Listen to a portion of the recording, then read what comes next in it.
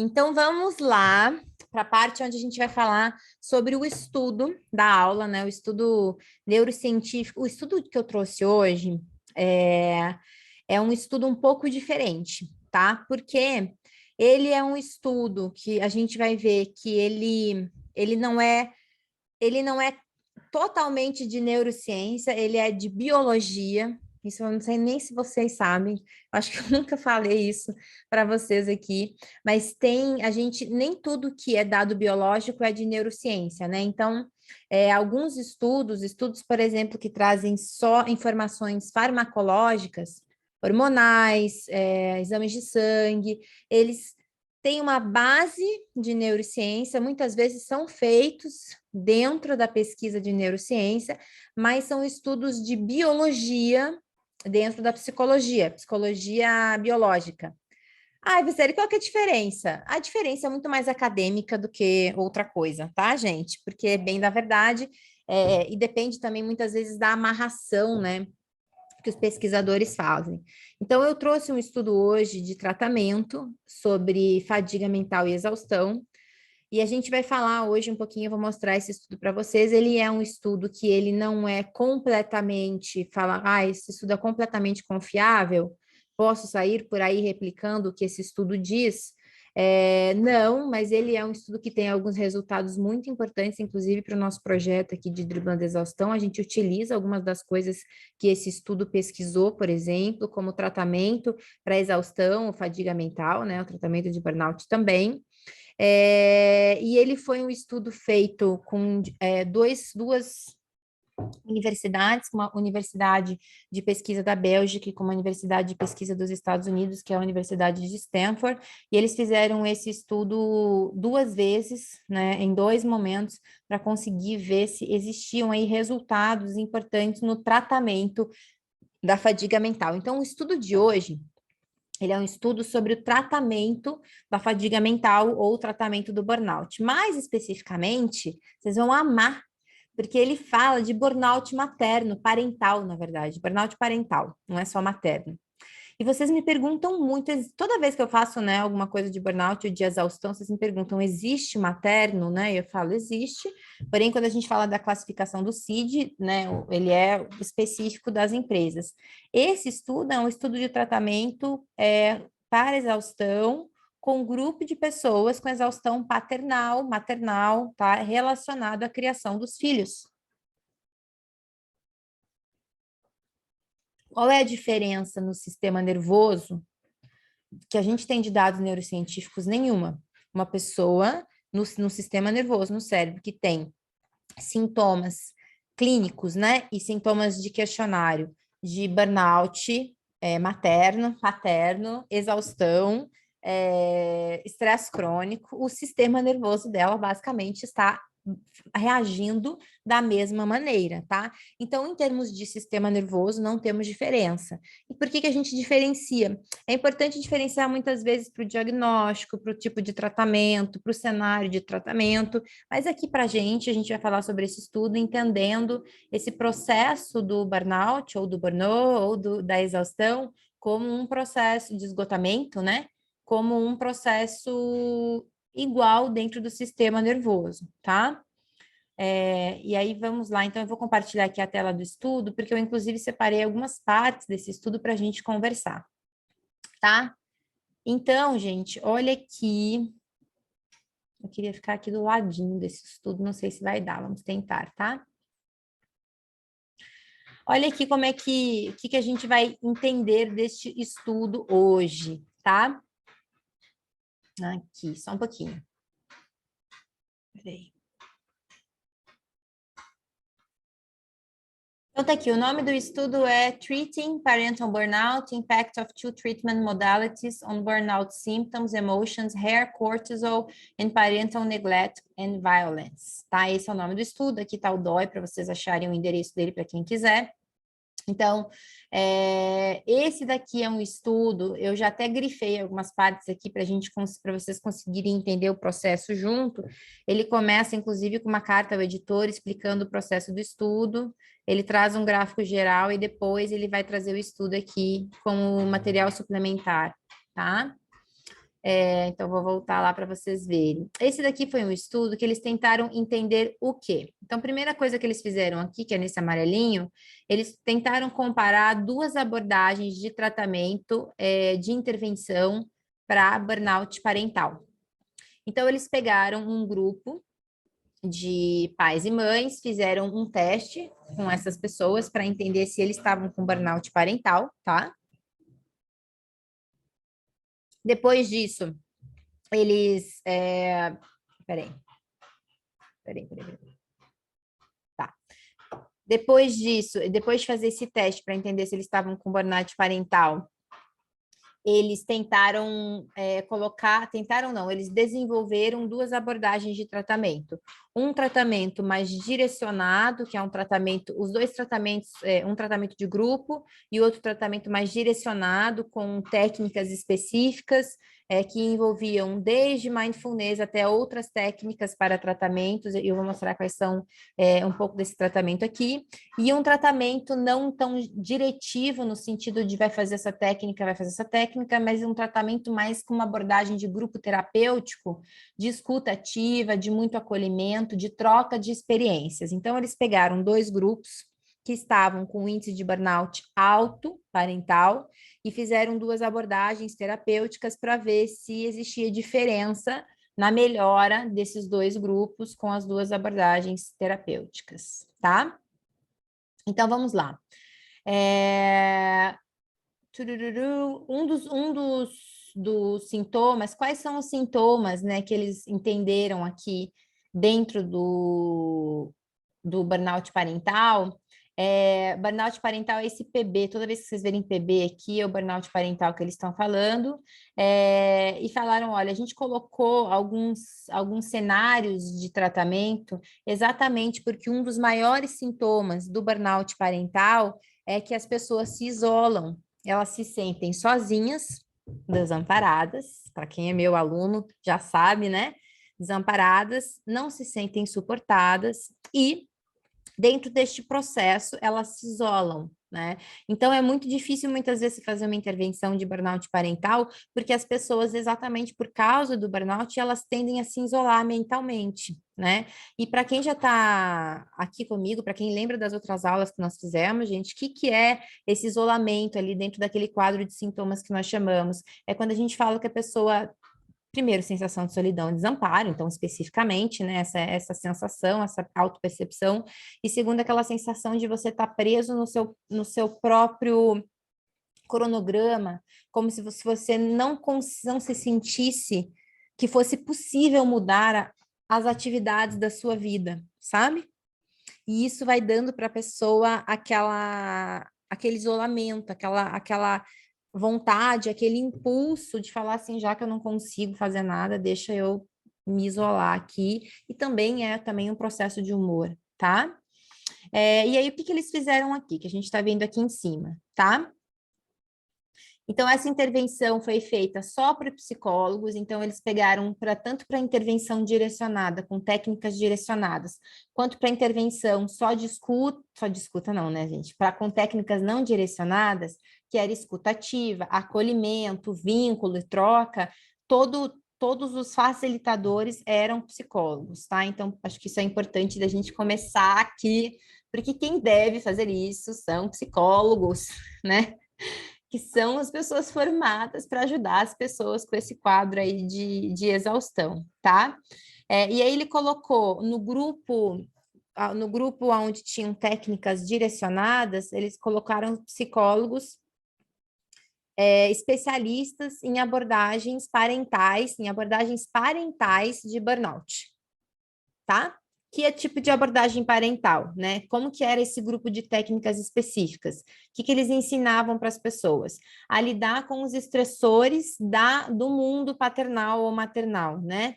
Por exemplo, pressão social, tá escrito aqui, ó, perfeccionismo, né? A vontade de ser perfeito, um pai e uma mãe perfeitos, a falta de rede de apoio, a falta de suporte, e também fizeram um treinamento de recursos. O que é um treinamento de recursos? Recursos de emoção, regulação emocional, competências socioemocionais, gerenciamento de estresse, e escuta ativa e help seeking, que é procurar ajuda em relação aos seus filhos. Então, eles tiveram, inclusive, processos de o que, que você vai fazer quando o teu filho estiver assim, o que, que você vai fazer quando seu filho não estiver assim. Ou seja, foi bem próximo mesmo daquele problema de burnout específico com a parentalidade. Quando a gente fala, e é que a gente já faz um parênteses, né? Quando a gente fala de um quadro de esgotamento, né, gente, de burnout, de fadiga mental, e a gente não está tratando esse grupo de pais, obviamente que a gente não vai falar especificamente dessas questões de parentalidade, né? E aí tem uma outra questão, e aí isso é uma questão que esse estudo aqui também quis saber: será que eu preciso trazer técnicas específicas para o dia a dia dessa pessoa para que ela melhore o seu quadro de esgotamento, né, ou de burnout? Então, assim, por exemplo, será que eu preciso trazer para esse pai técnicas específicas para o dia a dia da paternidade, que é o tratamento que eles fizeram no grupo? Eles fizeram, né, com os grupos randomizados, que eles fizeram com um grupo com essas técnicas bem diretivas? Ou será que um tratamento mais generalizado funcionaria também? Então, basicamente, eles quiseram responder esta pergunta e essa foi a grande diferença entre um tratamento e outro, né? O outro está aqui em rosa, ó, a segunda intervenção, que eles estão chamando de intervenção não diretiva, né? Que é o Non-Directive Intervention.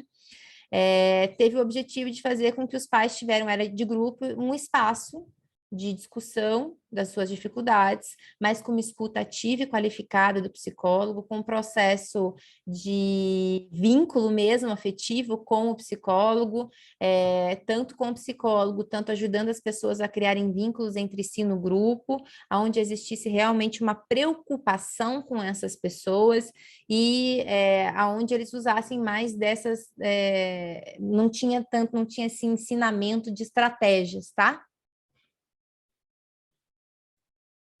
Eles iam tratando o que o grupo ia trazendo, sem necessariamente direcionar, tá bom?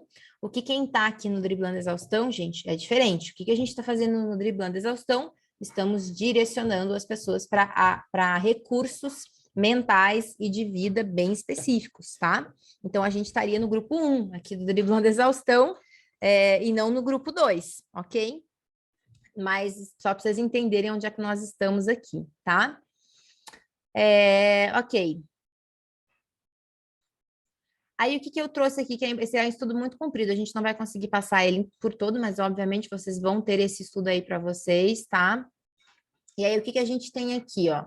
Eles fizeram 3 tipos de medidas. Eles tiveram, como que eles mensuraram, né, esse estudo? Eles mensuraram com, primeiro, quando ele fala self-reported, é questionários de autoavaliação, que a pessoa mesma avalia sintomas específicos, e aí eles tiveram um questionário de, aqui, ó, self-reported assess, de burnout parental, de negligência parental. Também são todas escalas validadas para pesquisa acadêmica, tá? Violência parental, emoções positivas e negativas, que a gente geralmente faz, tudo quanto é estudo que tem humor, a gente usa essa escala aqui, que é a escala Panos, que todo mundo conhece, eu uso, inclusive, também, tá? E também um questionário de risco e recompensa, se as pessoas, qual é o nível de avaliação que as pessoas conseguiam fazer durante a sua vida, entendendo se, ok, isso aqui é um comportamento arriscado e vai me deixar mais exausto ou não é. Como se fosse uma avaliação cognitiva, né, da própria vida parental aqui nesse caso, tá? Então, esses foram os questionários de autoavaliação. Uma outra medida que eles usaram é uma medida biológica. O que é uma medida biológica? Aqui, nesse caso, eles mediram cortisol através de uma amostra de fio de cabelo, tá? E aí, tem controvérsias aqui? Tem. Dependendo do campo da medicina que você vai conversar, primeiro que dependendo do campo da medicina que você vai conversar, nem o nível de cortisol eles consideram como o nível sanguíneo, né, de cortisol, eles consideram como algo que você pode usar para pesquisa. Por quê? Porque eles falam, porque ele não mede cortisol e estresse. Em contrapartida, tem todo um campo muito vasto de pesquisa, da área médica também, e da área de farmaco, que fala que não, que o nível de cortisol está relacionado, sim, aos níveis de estresse. Em pesquisas de neurociência ou de psicologia biológica, é muito utilizado a amostra de nível de cortisol para entender se o estresse aumentou ou diminuiu. É muito utilizado, tá? E aí, como que geralmente as pessoas fazem? Elas tiram uma amostra antes e uma amostra depois daquilo que elas querem medir, tá? Então, aqui nesse caso, eles tiraram uma amostra antes das intervenções, fizeram as intervenções, se não me engano, aqui foram 3 meses de intervenções, 6 semanas foram 6 semanas de intervenção, que é muito parecido com o driblando exaustão, inclusive, tá? 6 semanas de intervenção e depois tiraram uma outra amostra de cortisol para ver se o nível de cortisol das pessoas tinha diminuído em situações específicas, tá? Isso é o que eles fizeram aqui com o fio de cabelo. Também há controvérsias com o fio de cabelo. Você vai ter campo de pesquisa que concorda, você vai ter campo de pesquisa que não concorda. Você vai ter campo de pesquisa que fala que o único jeito de você entender se o cortisol é aquele mesmo, é se você tirar sangue tal hora da manhã. Então, por que que eu estou trazendo isso aqui? Porque de volta, né, gente, toda vez que a gente apresenta um estudo para vocês aqui, são estudos importantes, são estudos que têm resultados que a gente pode levar em consideração, são estudos onde a estatística está clara, sim. São estudos que eu posso falar assim, isso aqui está comprovado? Não, porque sempre vai ter alguma coisa que a gente pode falar, isso aqui não estava muito bom, isso aqui não estava muito bom, tá? Esse não foi um estudo replicado, então o que quer dizer isso? Por que eu estou trazendo esse estudo aqui, né? Porque ele tem evidências importantes, sim, para a gente começar a avaliar esse processo, porque se a gente juntar com evidências de outros estudos feitos em outros campos de exaustão, de esgotamento, nós temos resultados muito parecidos, porém não é algo como qualquer outro estudo, né, de neurociência, pelo menos, ou de psicologia biológica, que a gente pode falar, não, é isso aqui, vai de horas fechadas, porque sempre vai ter questões, isso aqui são as questões que eu estou trazendo para vocês, Franciele, por que que a gente poderia, de repente, pensar que esse resultado não é para todos? Uma dessas questões é a amostra de cortisol, tá? Que dependendo de quem avalia, dependendo do campo da medicina de pesquisa aqui, ele vai falar, não, não concordo com essa amostra. O outro campo vai falar, concordo com essa amostra de cortisol, tá?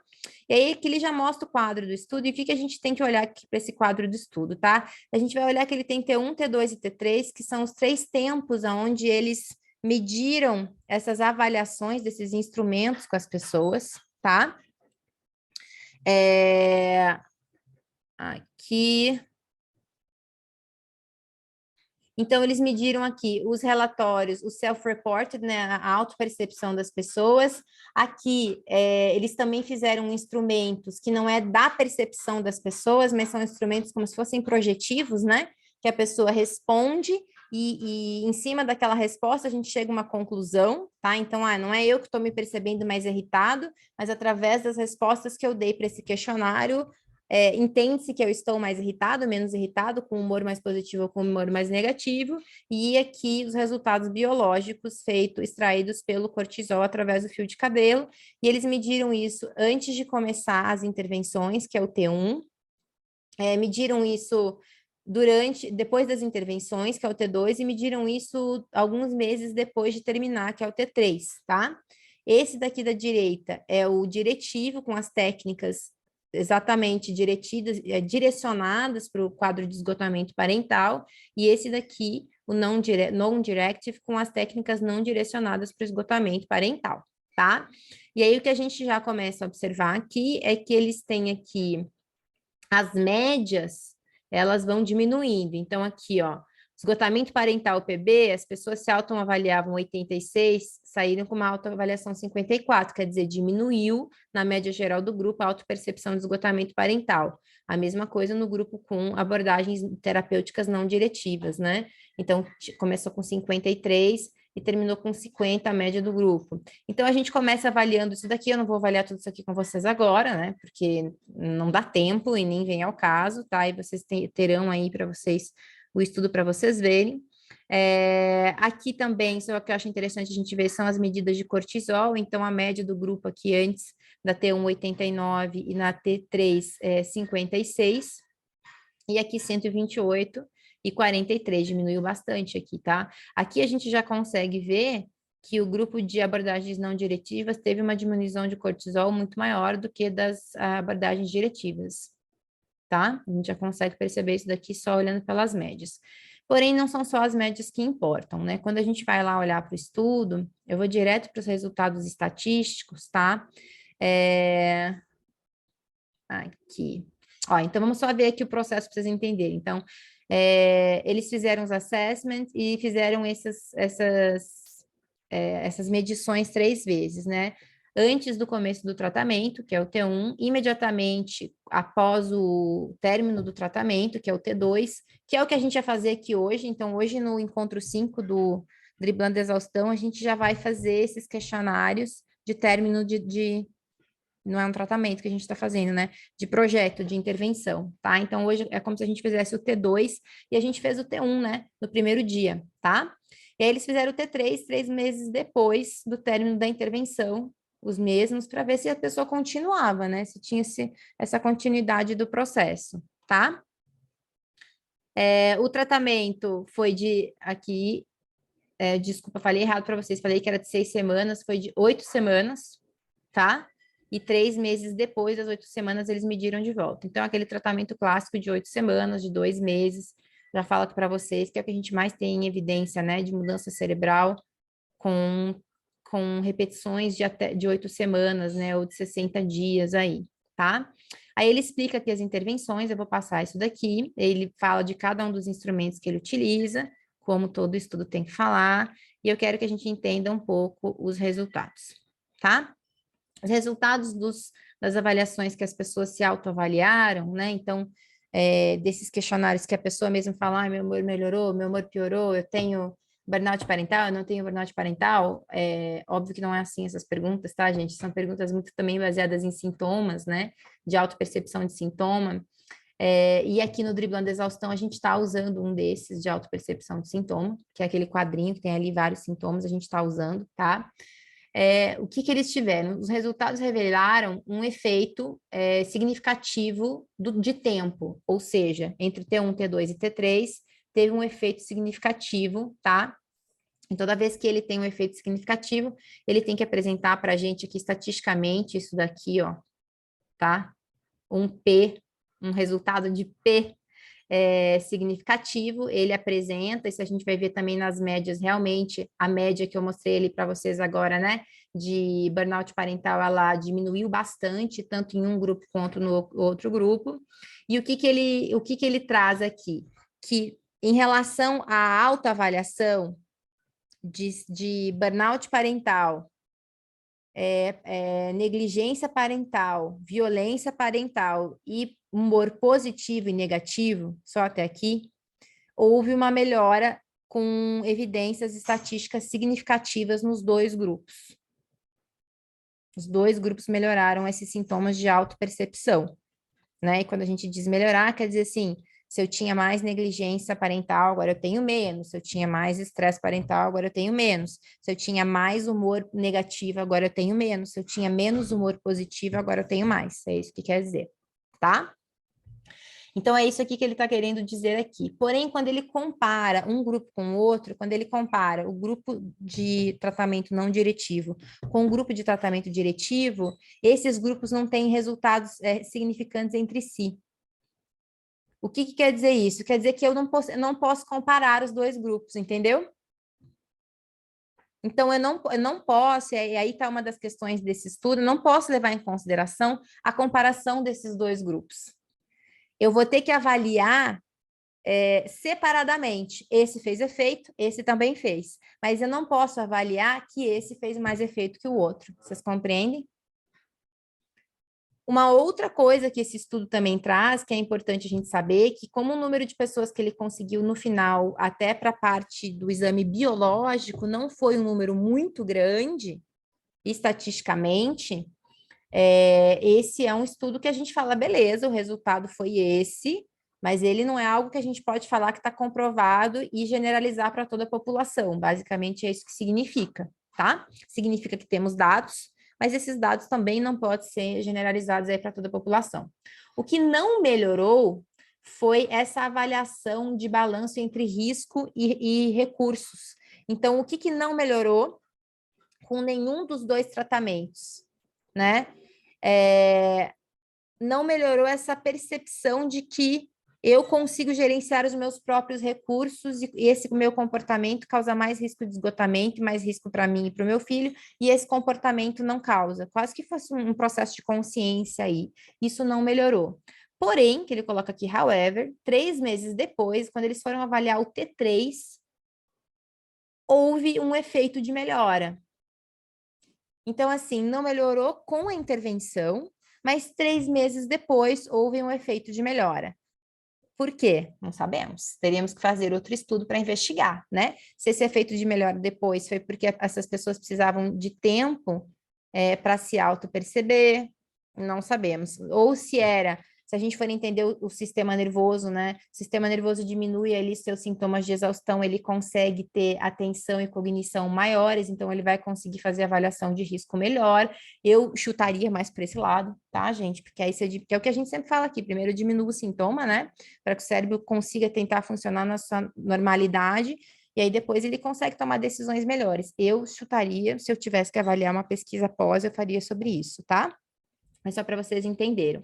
O job burnout, ou seja, sobre o trabalho, foi uma coisa que não teve feito nada, porque eles estavam avaliando a questão parental, tá? Isso daqui é a parte estatística que eu falei para vocês, do que a gente pode considerar ou não, e os resultados biológicos do nível de cortisol também, como a gente viu ali nas médias, diminuíram e diminuíram significativamente. Ó, a gente tem aquele P ali que eu falei para vocês que diz que é significativa, a gente pode considerar significativa essa hipótese de que realmente a intervenção pode ter alguma coisa a ver com o nível de cortisol. Cortisol, só para a gente lembrar, né, gente, que é o hormônio do estresse, é o hormônio aí que fica ativado, quanto mais estresse a gente tem, maior o nível de cortisol nós temos aí produzindo no nosso corpo, né, pelo nosso sistema nervoso, tá?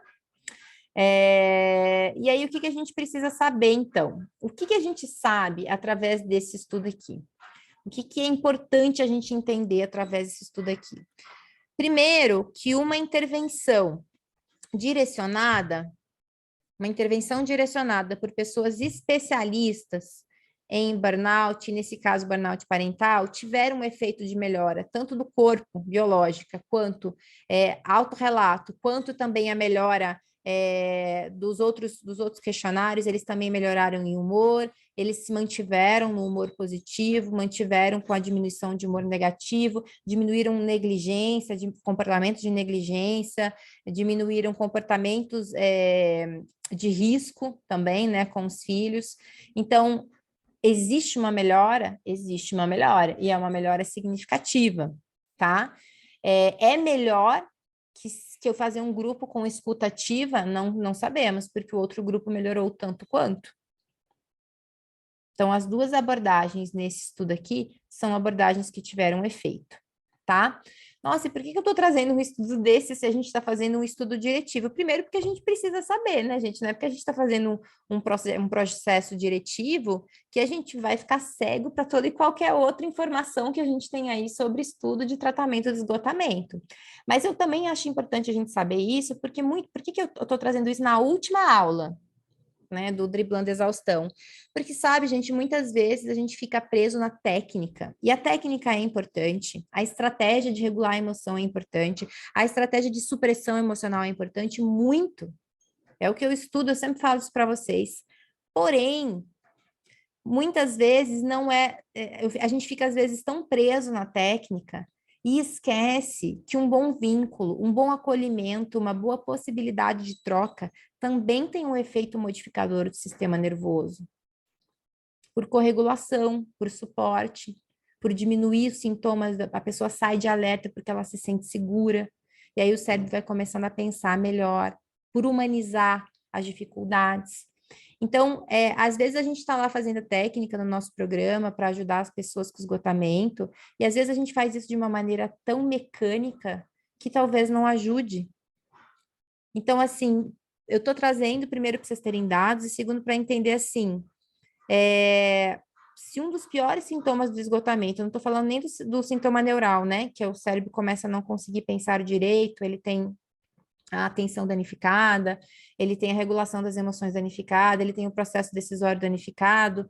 tem a memória danificada, se esses são as partes neurais, e um dos sintomas de comportamento é o isolamento, é a sensação de desamparo, é a sensação de solidão. Se eu aplico só técnicas ou estratégias muito mecânicas para as pessoas que têm esgotamento e não pego nessa sensação de solidão e não dou para ela conforto de que ela não está só, talvez, será que isso faria efeito? Entendem o que eu estou dizendo? Então, assim, muitas vezes eu não quero que vocês fiquem preocupados em fazer exatamente a técnica e a estratégia daquele jeito, mas sim em trazer para essas pessoas um conforto, um amparo, um vínculo, uma troca segura. Porque isso dá tanto resultado quanto pelo que a gente viu nesse estudo. Lembrando que não é uma verdade absoluta, que não é um estudo totalmente conclusivo, tá? Entendemos isso? Então, eu encerro o último estudo do driblando exaustão com essa, talvez com essa permissão também, né? Para que vocês consigam entender que o processo, ele está além das técnicas, ele está além das estratégias, ele está da gente entender este funcionamento e tentar prover chão seguro, basicamente. Ah, Fecília, eu posso esquecer o driblando exaustão e promover só chão seguro? Pode. Só que aí você não vai dizer que você está fazendo o driblando exaustão. Entenderam? Vocês podem fazer, mas isso não é o driblando exaustão. Ok? Então agora a gente vai para a última aula do driblando exaustão.